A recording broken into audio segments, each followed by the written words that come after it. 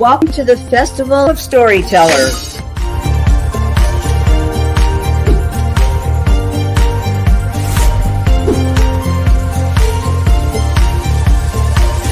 I thank everybody that's involved with this process because we know writers need readers and writers need publishers.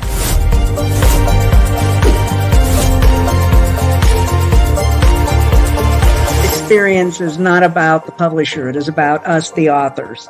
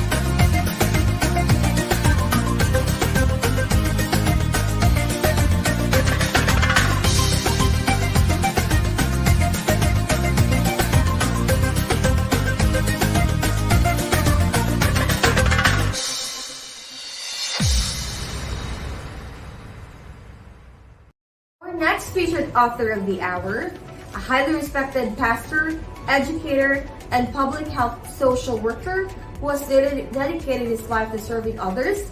Please welcome Dr. Gentre Garmon. With a remarkable 35-year tenure as a pastor of the Nazareth Missionary Baptist Church in Buffalo, Dr. Garmon has become a trusted leader in his community and a source of inspiration for many. In addition to his pastoral work, he has also made significant contributions in the fields of education and public health, showcasing a strong commitment to improving the lives of the people around him.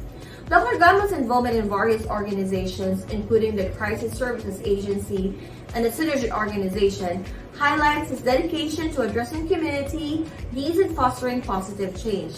As a longtime member of the Baptist Ministers Conference, Dr. Garmon has been a steadfast advocate for the spiritual well-being of his fellow ministers and the congregations they serve. Beyond his professional accomplishments, it is Dr. Garmon's enduring love and commitment to his family that shines through. With 57 years of marriage to his beloved wife, Kitty J. Garmon, and 3 children and 2 grandchildren, he exemplifies the importance of strong familial bonds and nurturing relationships. Though Dr. Garmon's work and responsibilities keep him occupied, he also knows the value of leisure and personal growth. In his spare time, he enjoys reading, swimming, walking, traveling, and indulging in passion for sports. These activities not only provide him with relaxation and joy, but also offer avenues for self-reflection and continuous learning. Dr. Garmon's debut non-fiction book, Thrifty Thoughts for the Day, showcases his insightful musings and philosophical leanings. Intended primarily for his passionate parishioners, this inspirational book invites readers to explore the influence of God in various aspects of life and encourages deep contemplation, covering topics such as parenthood, wisdom, freedom, and discipleship. Dr. Garmon imparts wisdom and guides readers towards a greater understanding of the world around them. Please welcome Dr. Gentre Garmon for the Author of the Hour session. Good morning. Welcome to the Festival of Storytellers, Chapter 5. I'm Ellie Gassetta. I am the moderator for this session. I am the author of One Caregiver's Journey and Generations of Good Food. I would like to say that this international book festival is absolutely one of the only ones like it. It has been an exhilarating 2 weeks for those of us who have been able to be involved in it. I would remind you that we are currently live across all of the Reader's Magnet social platforms. So don't forget to follow us and don't forget to subscribe. I would like to now introduce Dr. Garmon. Where is Dr. Garmon? I am here. Can you hear me and see me? Morning. Good morning, morning. Dr. Garmon. Good morning. To the Thank Festival you. of Storytellers. Welcome to the And Author thank of you the for the Hour. interview.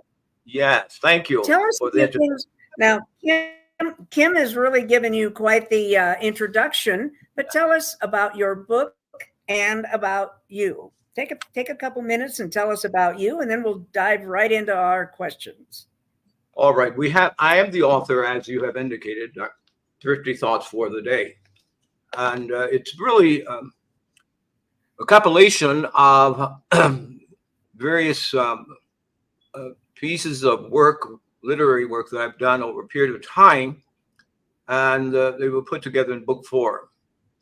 I stated to someone earlier that I have been writing just about all my life when you take in elementary school activities.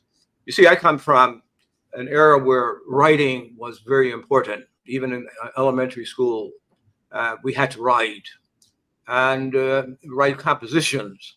So I just carried that all the way through high school and through college, 3 different levels of college.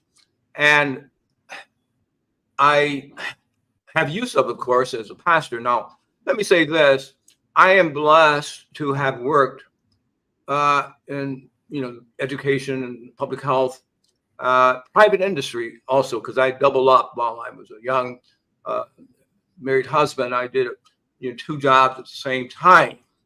And so I know about commerce and business.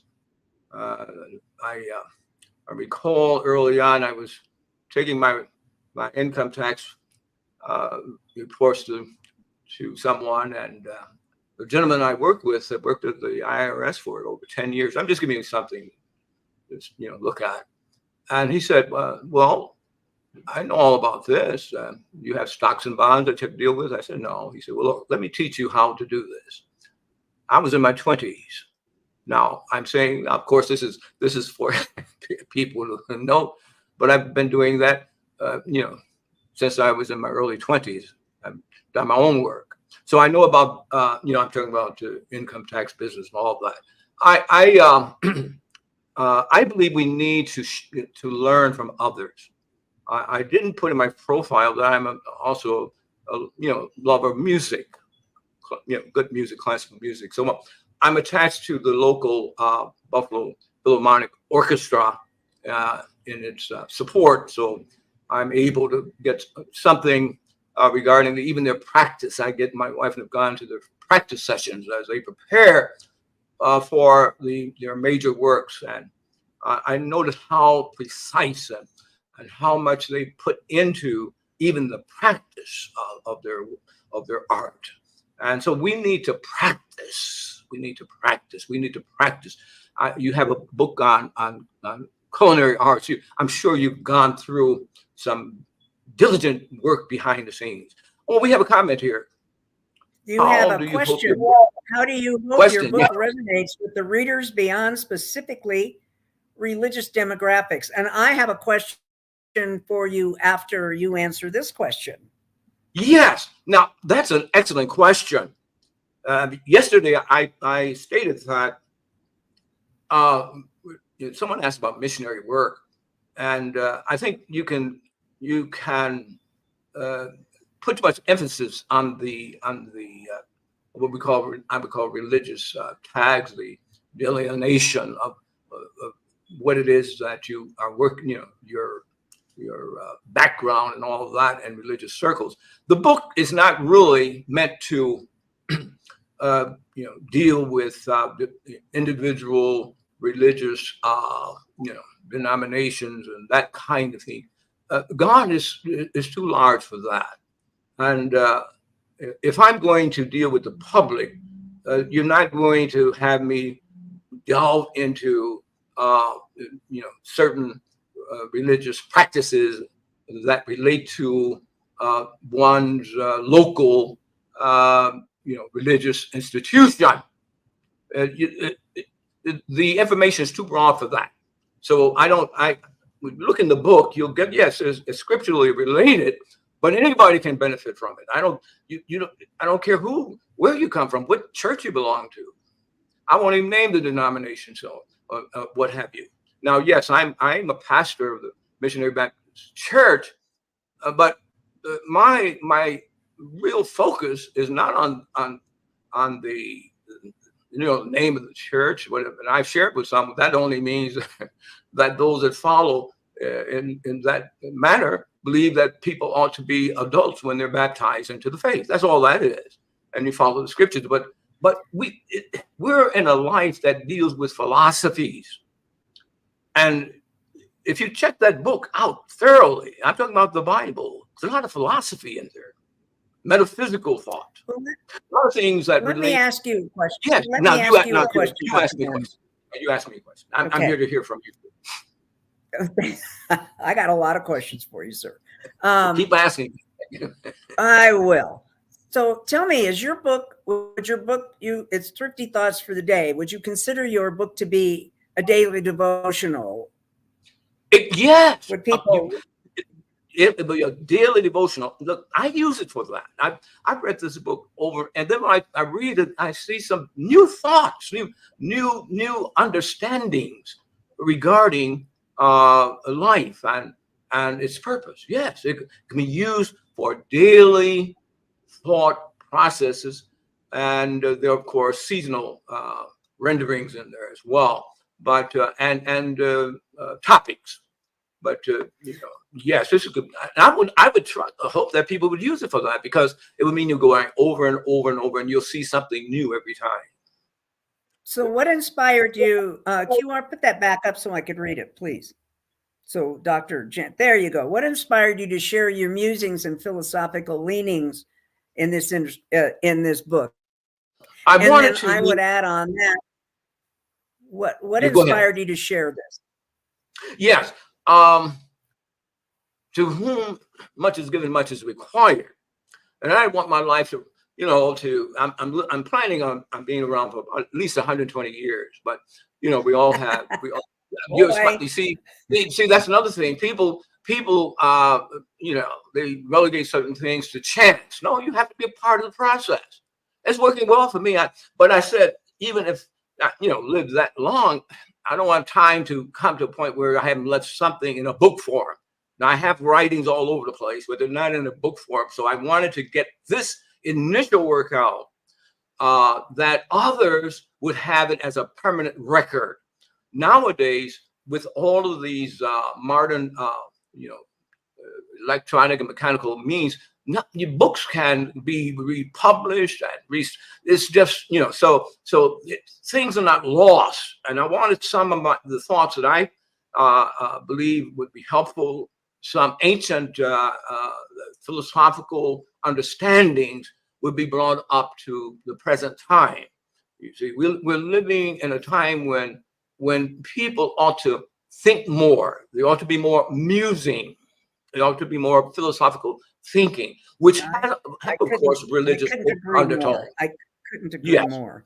Yes. Tell me, what's the best advice that you can give for everybody out there? Because I see your lovely wife. How did you make a marriage last for 57 years? Well, first of all, she's still lovely, and and this I'm speaking to some other young man out there. You see, there is the concept from God that He is to be our first love, and you have to share with your mate that the eternal one. And here again, people can banter all around with who is the eternal. Listen, there is the eternal one. It has to be someone that has a authority. Look at the order we have. Even the storms are put into if they put in the right perspective, you'll see that there's a purpose. Now, she remains lovely. She, after God, she is the one. After, see, and I told some young man or woman needs to early on say, God is first, and we were coming under Him. He's the one that would help you to be married for 57, 60, 70 years. We have just begun. We've just begun. So The other thing is keep things going. Go on vacations, even if it means walking somewhere. Keep things going, keep things alive and fresh, and you can make it. And then there's the, and I'm going to move. You have a thought. There has to be a lot of understanding, forgiveness, and knowing that you also need help. You see, and so you get that compassion. from me. Oh, compassion. How about compassion? Well, let's see. Yeah. I'll tell you what. You just mentioned something about what you're going through. Okay. My wife, my wife only had an incident that where I tripped over some little ice, and for the first time I had a broken bone, and I think about 70. But at any rate, I had no problem when I got home with it was in and out. You don't stay in the hospital, so that's minor, major, minor, in and out. I didn't have any problem. I had a nurse right there, compassionate. She waited upon me, and I thought it was so kind of her to do that. And you have to also, not going beyond medical things, you have to have compassion as life changes. As you see,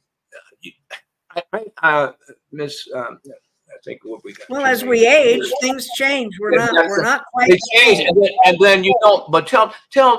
Now, I don't have to be the only witness. But you tell that young man, don't think about getting a new car when the one you have ages a little bit. That car is still working. So if we put it in the context, of course, a wife or a husband, not a car, but they're aging. And you have to understand that and know that things still can be marvelous. Oh, I'm having a marvelous time now, and after 57 years. Yeah. Good for you. Good for you. What's the most important lesson that you could impart about being a pastor for 35 years? And what is the best part about serving your community? All right. Actually, I didn't come in totally unprepared. See, I had worked, I'm thinking back when I was formally called into the ministry, I had already worked over, I would say, let's say over 20 years in the workforce. And God has a way of calling you, no matter what kind of other work you're doing. But I believe that to pastor, you need some understanding of what other folk are going through, economically, as parents and what have you. So it does not call for someone who's a neophyte or novice, because you're going to be dealing with people from all walks of life. And I would say to you that you have to have compassion going from, beyond your own home to those you're serving. You have to see them as people of worth. Everybody has worth. And our church has been blessed in ways that people don't understand. I know when I started out, and I was a late start, I didn't start pastoring until I was 48, but I've been pastoring a long time now. But I had been doing work before then, superintendent of Sunday school. So we don't want to go all of that. But what I'm saying is, God will give you experience. I worked with people and students, education, clients in the health field, and I have seen every type of disease except leprosy. Every time, every what we now know is, because there's some things we still don't, but I've seen them all. Seen the people, I've seen families, how they've dealt with Huntington's disease, and Lou Gehrig's disease. I've seen them multiple times, and I've seen how people have dealt with it, and yet have held on to their faith. See, a mate having to deal with once someone who was astute, had the great mind, now is being eaten away.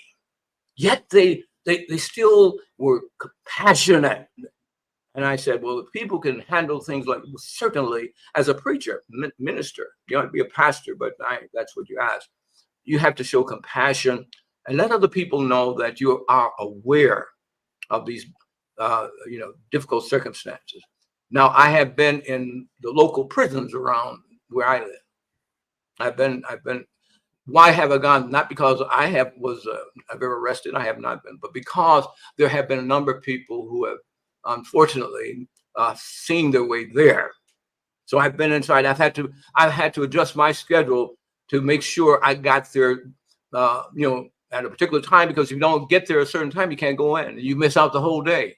See, they have a very rigid set of standards in these prisons. But if you have compassion, and you know it will be helpful to the family and that person, you will go there if you have the ability. You will make calls. You'll still deal with the family on the outside. And believe it or not, if you stay long enough, you'll see how blessed they are. I've seen mates who have lasted long enough to have that inmate come out and come home, and how thoughtful and grateful they were in their expression. So you have to have compassion and deal with all kinds of people. Yes, go ahead. I need to hear from you. Dr. Garmon, we have a question that someone would like to ask. So, Alexis, let's have our question. So Rosa wants to know, what are the potential obstacles or challenges in the quest for wisdom? And how can Christians overcome these challenges, Dr. Garmon? All right. First of all, there have to be more than what would be called so-called Christians. They may be on their way to becoming, or people of faith. You can't wait until that happens. You have to be open to wisdom that is given to you expressly by God. Now, for those who are not in the book, for those who have not been disciplined as religious followers, there's still a need for you to have wisdom. And young children, for example, and you say the challenges relate to imparting the wisdom that you have gotten for yourself. So let's start with yourself. Look for any opening there are for obtaining wisdom. Now we're to ask it of God, but God uses people. You ask what you know about him. How can I receive wisdom? Wisdom allows a person to deal judiciously with information, and sometimes what we call facts, but knowledge. You see, you have to know how to deal with the modern mechanical situations. The phone, the modern day phone, television, computers, what we're dealing with now. You have to have wisdom, and that wisdom comes from God. Now the challenge is to sometimes move yourself out of the way. I mentioned about the young man, well, he's older than I was at the time, who worked with the Internal Revenue Service for over 10 years. I didn't see him as, well, oh my, what, no, this man was looking to give me free information, wisdom, knowledge.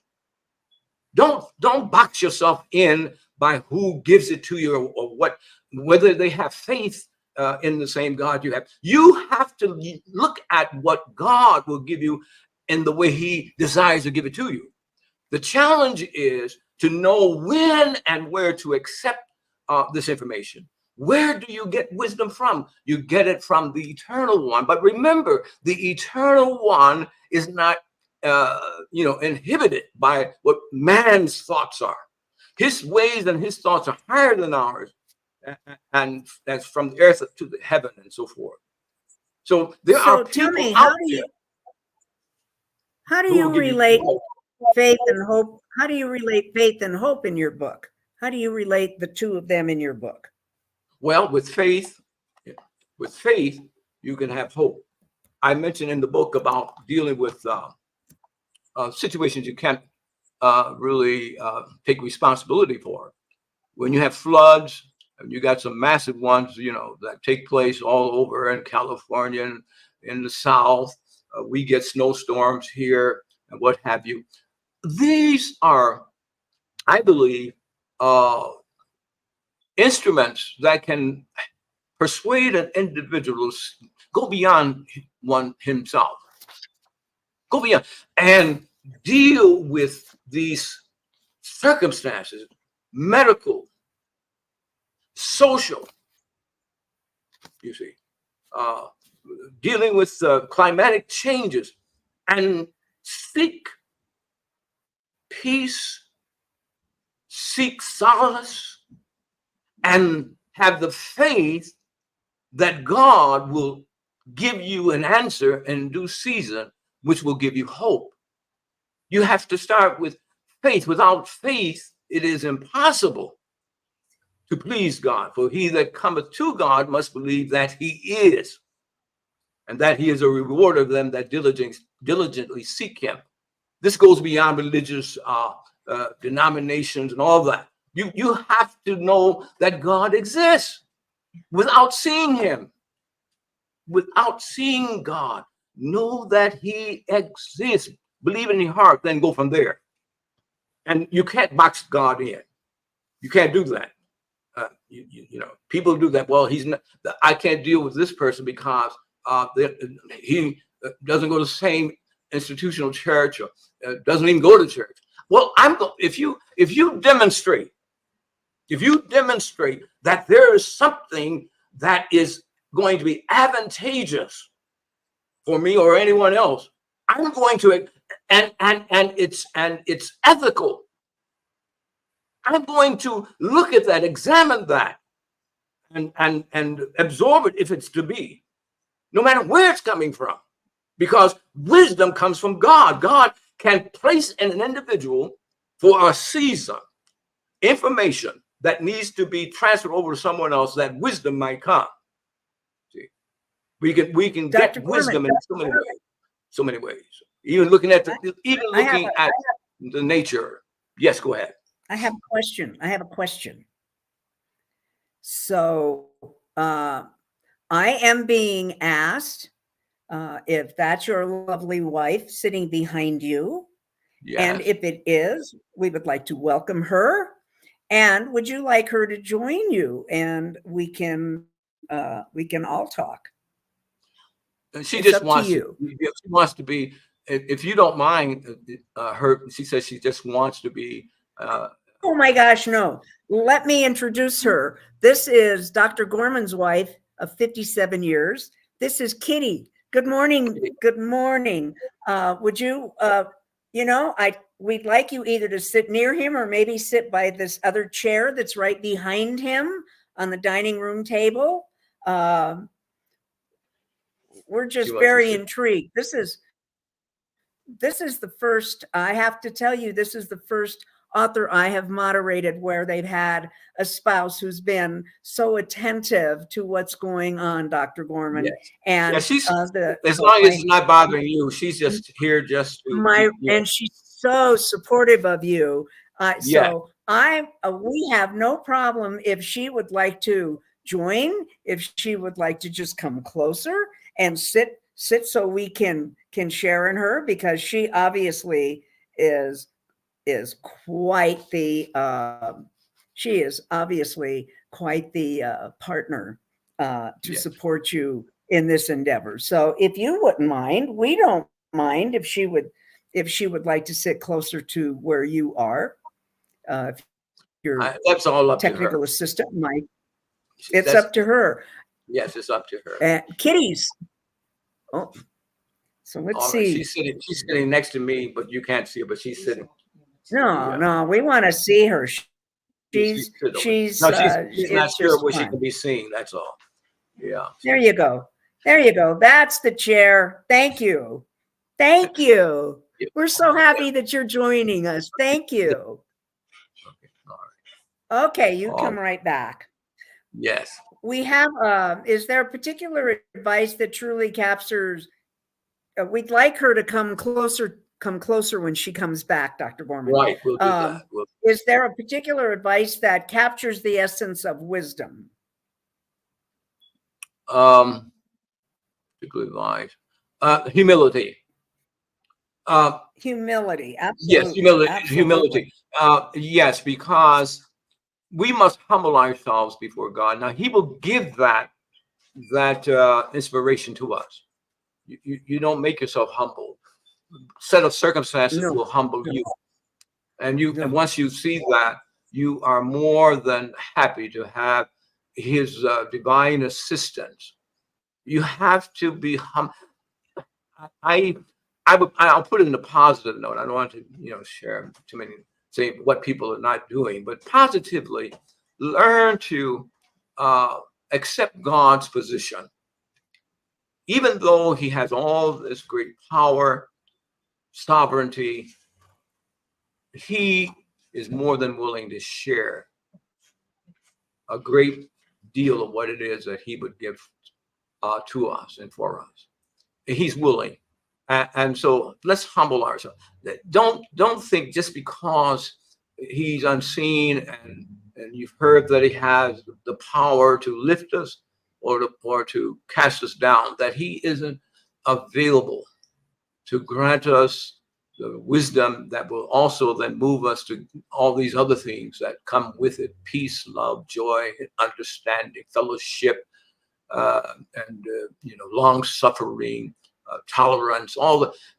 It's a wonderful thing to humble oneself before God, and then He'll have you then to know how to deal with humans.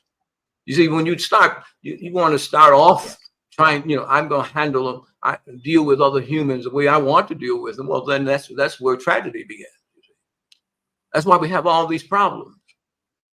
I was listening to a pastor today in the city of Buffalo, where he says he's right on the main street, and he says yes, he understands there are people who have problems with drug activity and so forth, and he'll go out and he say, sir, brother, it's not a good thing to do this around here. Won't you, and he says he never has a problem. Now I could relate to that because we're right in an area where I learned later that many people are afraid to go. And for 35 years, never had to call the police. Now they've been there for community meetings, but I've never had to call the police at all. And I say that because of the relationship that I and others have with God. I went around and introduced God to every person, whether they attended church or not, whether they came to the church. I introduced God to them, and I shared with them our desire to be a help to them in the community. And I found out later that these same people were instrumental in keeping peace and all that, so people could come in and go. I don't care what time it is. And we don't have a lot of parking space, but park on the street, nobody bothers them. See, because we're centering on what it is that God has. I can go in anytime, day or night, by myself. And sometimes I meet people I've talked with over 20 years. Some have never been. Many of them have not been except for funerals. I found out that God has His own way of getting the word out. I found out that most of them had heard me, and I wondered one time when General said he heard me speak and he had enjoyed it. I said, when you were at the church? He said, at so-and-so's funeral. So I've done a lot of funerals in that neighborhood, and so that brought in the neighborhood. They heard me and the staff, and so God has a way of introducing Himself in ways that others would not even conceive. All right, that's my response. What else do we have? Okay, we're going to play a little game. A little game. All right, let's see. We're going to flash a word. We're going to flash a word up on the screen and briefly tell me what you think. We've got 5 of them. So our first word is parenthood. So tell me what comes to mind about parenthood. And I know you have 2 children, and you have 3 children and 2 grandchildren. That's right. So Parenthood. tell me about being a parent. Parenthood. Hashtag parenthood. Patience, love, understanding, knowing the discipline is required, but in ways that prove very profitable. I learned that I didn't have to use the techniques that my father used. He only used it a couple of times, from the old school where you said, spare the rod, spare the rod to spoil the child. Well, I became the rod. My voice, my understanding of what would move children. And so the only time I would tap the table every now and then to get their attention, but they understood that behind the pencil was authority. So you have to have discipline. Parenthood requires that there be adults in the room. You can't be a pal. You have to be. Absolutely. You have to be a friendly parent. You are a parent. Parenthood requires adults, and you have to hurry up and become one. Learn from someone. Talk with those that have experience, and don't allow for what we call new time issues to bring you into a place where your children are addressing you and meeting you as though you were children likewise. So parenthood involves compassion, but knowing the differences. Yes, go ahead. Go ahead. Your wife obviously agrees with the fact that your raising your voice was just enough. That was enough. Okay, our second hashtag, and I think we covered this a great deal. Yeah. But our second hashtag is wisdom. We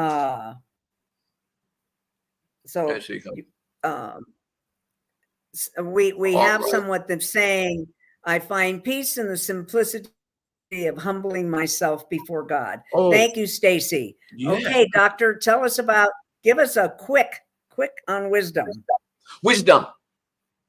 Following wisdom. And I already gave you one definition of being able to deal with knowledge that comes before you. Wisdom is from God, but God is a spirit. God is a spirit. So he's going to not only inform you through the work that's in printed form, he's going to give you living epistles. Wisdom. Learn. Ask God to help you find wisdom where it can be found. You have to dig for it.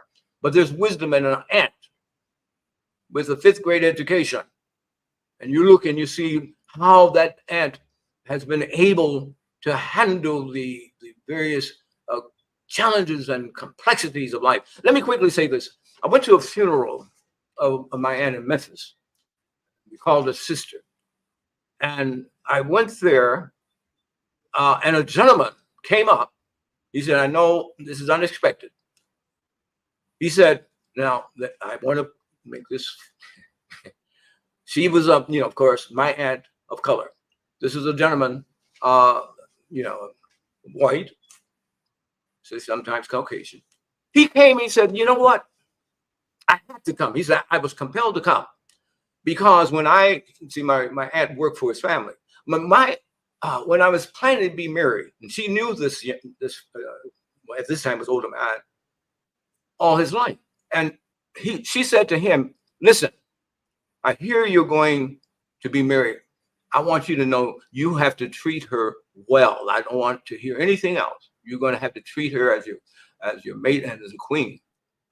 He said she put that in him so much so that when he got married, he remembered those words and he held on to his wife because wisdom came from the source that others might not think would come. Wisdom is there.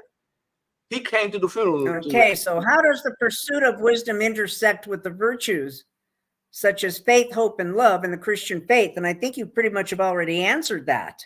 Yes. But how does wisdom intersect? You're really not going to have much of the others without wisdom.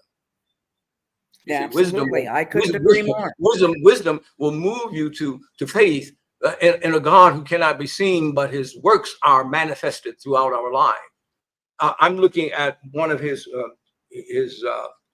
the evidence of his work and looking at Miss Garacetta, Eleanor, or yes, I'm looking at you, and wisdom tells me that he has created you for a purpose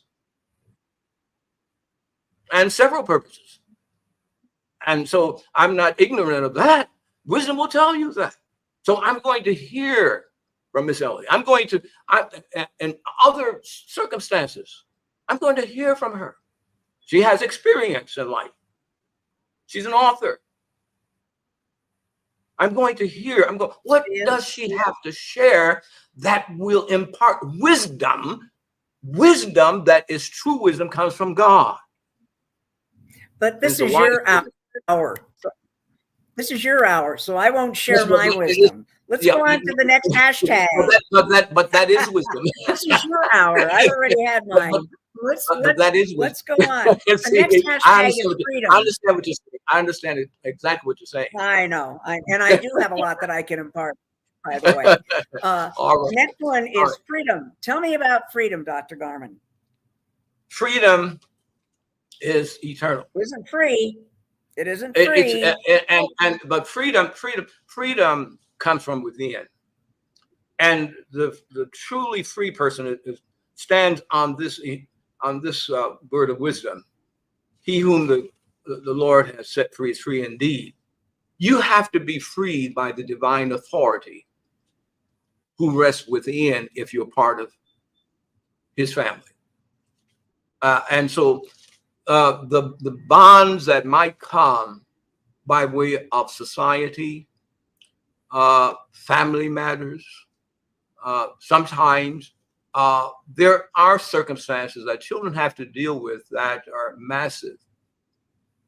But once they get hold of the fact that freedom is in God, they're going to be able to make it. And even if they have to overcome some very disparate and sad circumstances, when they have this freedom, they're going to say, well, thank you, Lord, for helping me to deal with it. Now I'm going to go forward, even though I have these, prior circumstances that have been, hindrance of sort, but I'm now free to live out my life. There are parents who are locked up. They have given into the fact that it's all over. Now, some things they did ignorantly. They allowed their children to have too much say and that kind of thing. But there are times when wisdom will tell you, look, it's not over yet. Tell your children, ask them to forgive you. Forgive me for not being attentive. Forgive me for not being as compassionate or as wise as it ought to be. But I understand better now. I want to do all that I can. And in order for me to do this job, I'm still going to have you to address me as dad or mom. I'm still that. But I'm willing to say that I've erred, but I want to be that person who will move with you through the annals of time. There has to be. So that brings us into our next hashtag. That just kind of moves us, Dr. Garmon, into our next hashtag of discipleship. Discipleship.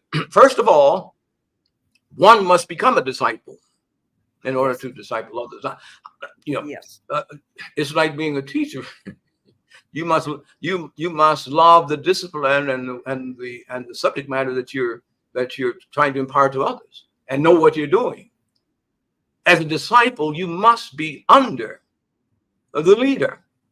And if we're talking about disciples in the Christian world, there's no way you can have discipleship regarding anybody else if you're not a disciple. The Christ made sure that there was a vagabond group of men that he was dealing with, but they all, after a season, all but one, they learned even about themselves. Now, a disciple follows the leader, the teacher.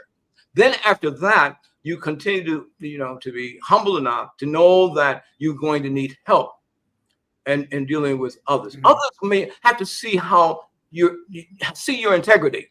You're not changing like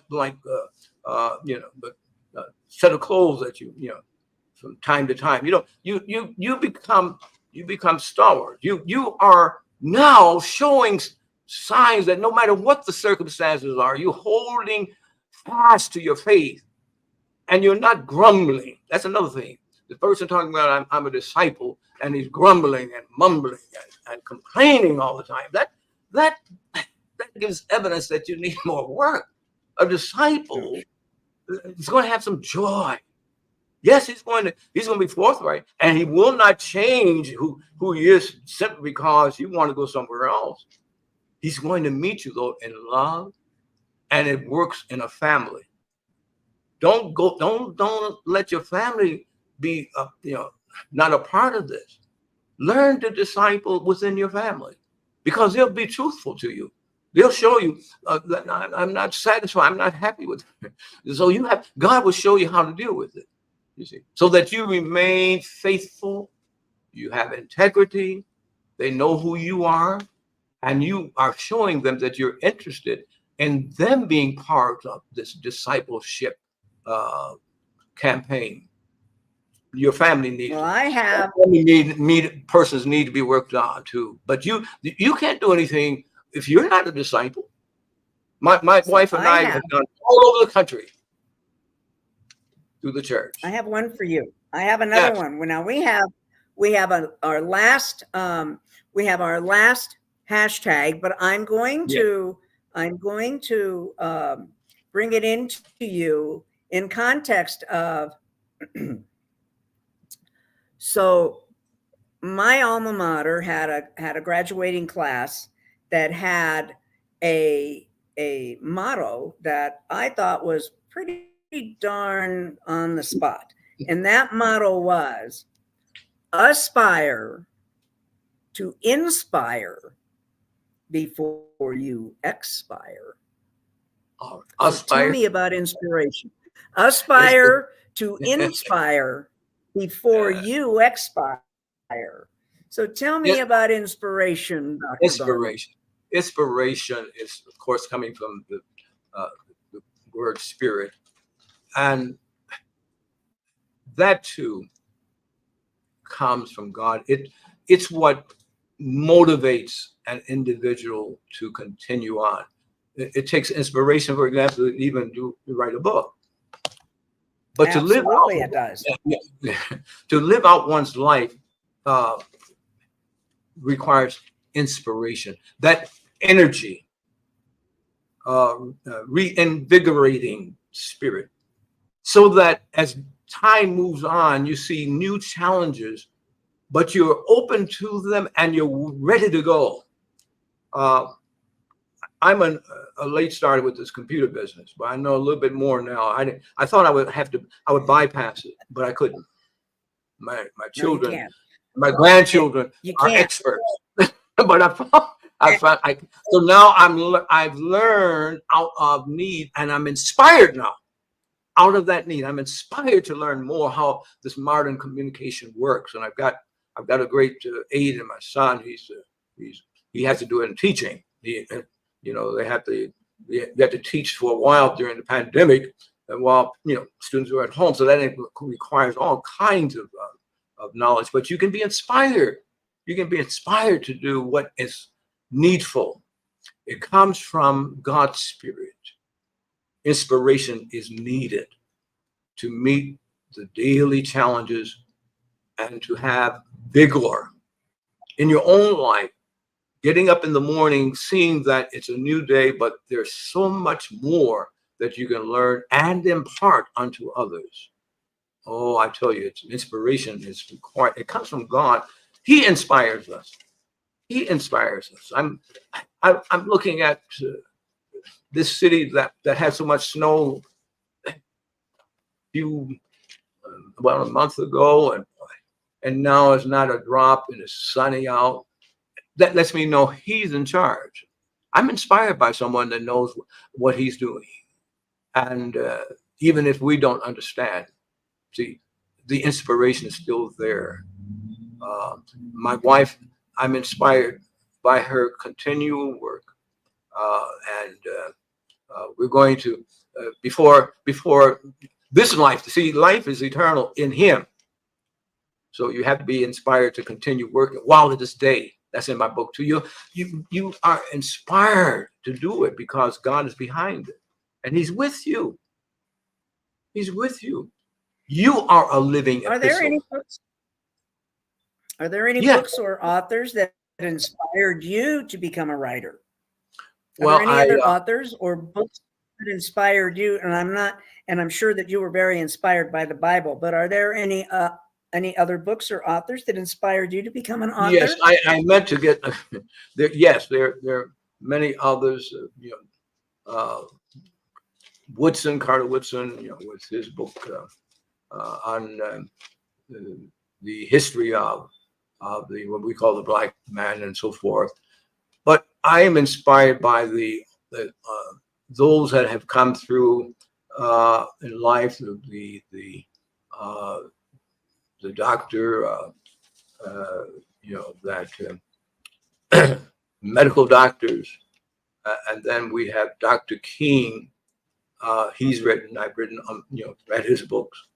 I've read books on history of the Soviet Union. I have a book on, I can't remember the title, about all of the basic autobiographies that I've read. The Roosevelts and all these persons, the former presidents. I've read, their works. We have the late First Lady, who had a tremendous book. I've read her book. Of course, you have persons in the sports field. I've read the book of, let's see, I'm trying to think of his name before he changed it to Lakers player, all-time scorer until the recent king of basketball broke the record. And so I've read his book. And so I have a number, and religious books, I've got a number of them. Swindoll and others. I've read their books. So we have what are the three big things? Which of the three big things of wisdom, freedom, or discipleship was the toughest for you to put into your words? Obviously not wisdom. As you know, a lot about wisdom. Freedom was not some. There you have to tackle what we as humans consider freedom. Freedom from distress and perhaps captivity. But that's really not the issue. Freedom. The challenge there is to have people to see that their circumstances don't have to bind them. You have a tough employment situation. There are people on the job who are not interested in your welfare. Now, I could take 2 more hours and explain to you how that you can work through that. See, I worked over 32 years outside of pastoring. See, now you said 35 years would be 36, but I also worked over 33 years.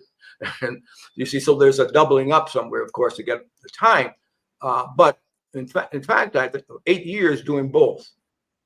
You find out that everybody is not necessarily interested in your progress, but don't become, all disturbed and discombobulated. God is able to give you wisdom how to deal with these challenges. But no, the freedom must be dealt with, because people will only see freedom as it is attached to moving from somewhere, even moving from their homes. I've got to get away. Marriages are not meant for an easy breakaway. I know this is a hard statement, but this is the author's hour. But you see, many people would be able to stand, the test if they would seek God. And then you're able to talk about a number of issues if you yourself have already dealt with these matters and seen how God can bless you. Marriages, my mother and father were married for over 50 years, and I performed, they asked me to perform their renewal vow. I did that. Then when my wife and I were married, my son did the renewal of our vows. Now that's going to work with him. He was grandparents, and he was able to witness their renewal. He witnessed my wife's and my renewal. It's going to help him in his marriage. And he talked to me about certain things. You can't look at life as being so, one way and easy and all that. You need wisdom. You need to be able to handle freedom. You need all these things in order to. What's your favorite thrifty thought for the day? What's your favorite thrifty thought for the day is the question that Olivia has. In the book you're meaning? In your book. Yes. The eternal God. The eternal God. I just love the wisdom of God. I love to delve into the wisdom of God. I love that, the wisdom of God. But there are other topics too. But the wisdom of God, that's my favorite. The wisdom of God. That's your favorite. My favorite, the wisdom of God. So let me ask you, is there been so you write, you have these thoughts, but what has been the most challenging part of your writing process? If you like wisdom, then how do you incorporate everything else into that, or you just build it into that? What are the challenging parts of writing for you? The challenging parts of putting it together in book form, you see, because I've already written, and I'm. How many published? Is this your only published book? This is the only published work that what I've written, of course. Papers and what have you for absolutely for the academic world, and so they're those papers. I even have a paper in the history of the African American church, about black churches, is in the possession of the Buffalo State Teachers College, and I recognize that because my sister went about 9 years. Well, she's 9 years young. Some years later, and she and her fellow students said the professor was using my work to teach his class on the history of the black church in Buffalo and the surrounding. But putting it together, putting these right into a book form and getting it in order. Now I have more understanding of all that. I have another book coming out, which I'm be more like memoirs. I'm trying to get that one out so that there will be some historical perspective given in my life. I'm inspired. But the challenge is putting it all together and book form. That's a challenge. Get it so that it's somewhat in order and makes sense. So what has inspired you to share your philosophical leanings and musings in this particular thrifty thoughts for the day? I really didn't want them to go with me onto the eternal one.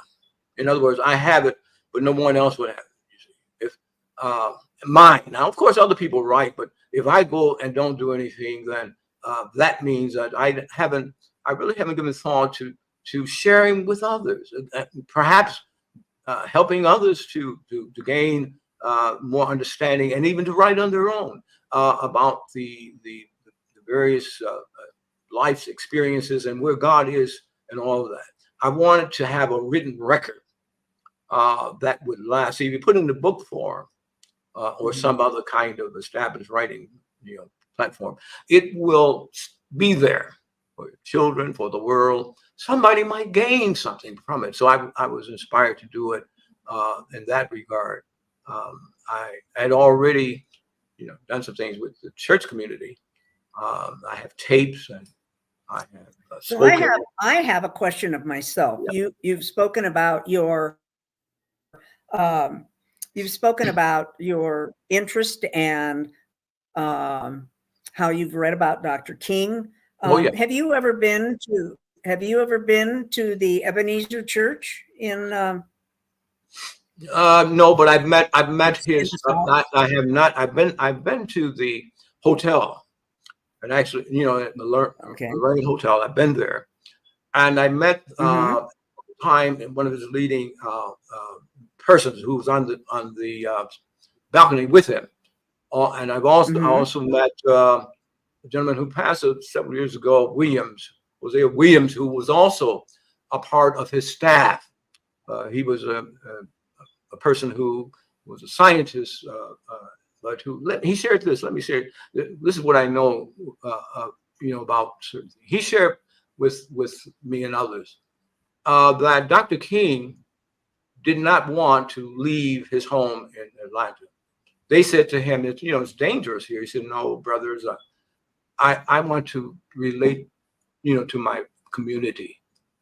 He said they had already decided to build. At that time, would have been a very beautiful home, over $70,000. Mhm. He was, assassinated in the late 60s. Yes, absolutely. And he declined. He said he refused to accept it. They were going to pay for it themselves.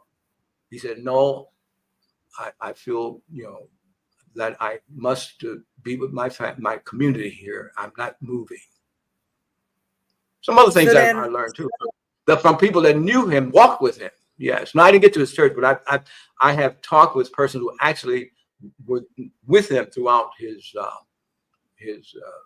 ministerial that life. leads us into what's going to be our last question, which is from William, who is always looking for resources that can offer comfort and reflection.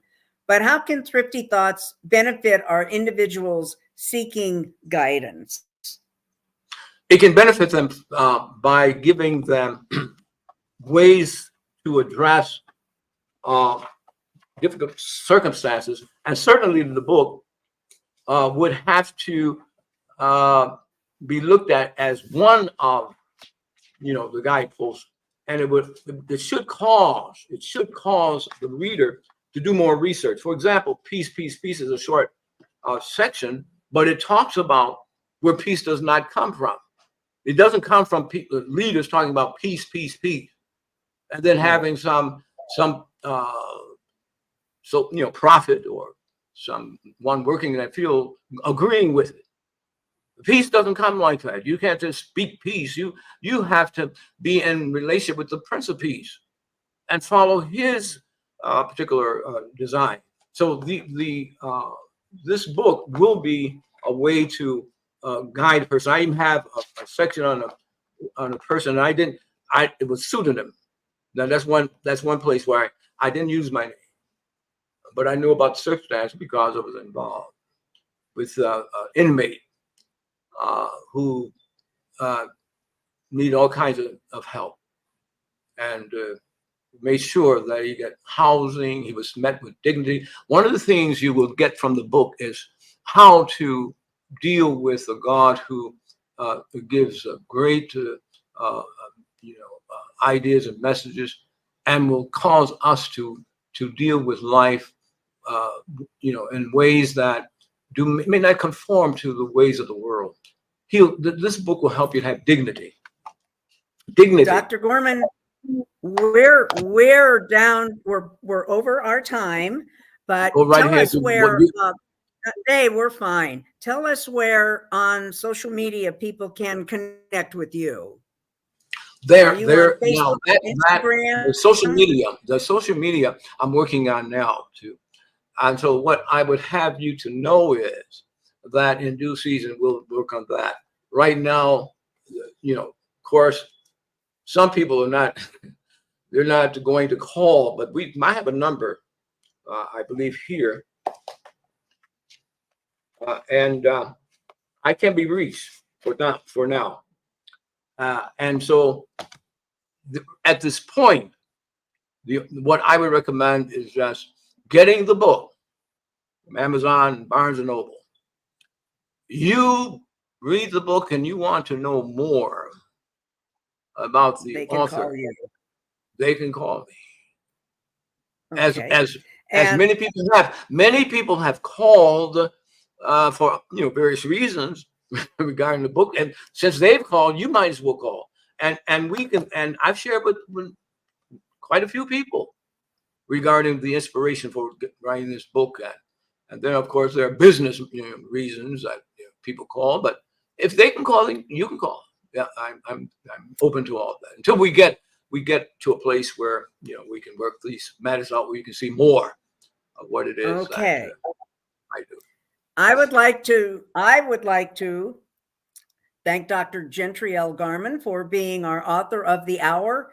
It's been certainly a very inspirational hour. I'd like to thank your lovely wife for sitting through it with us.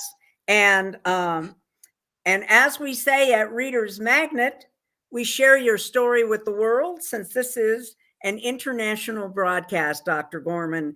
And with that, I would like to say thank you for joining us, and bye for now. Bye for now, and thank you for being such a marvelous moderator. Oh, thank you, Dr. Garmon. Marvelous. And thank you, I Dr. Garmon. highly recommend. You have a good rest of. Same to you. You have a good rest of your day. Thank you, Reader's Magnet. Yes, thank you. Okay.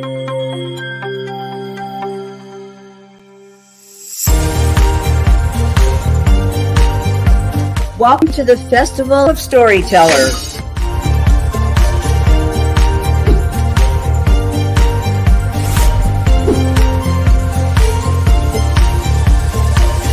I thank everybody that's involved with this process, because we know writers need readers and writers need publishers.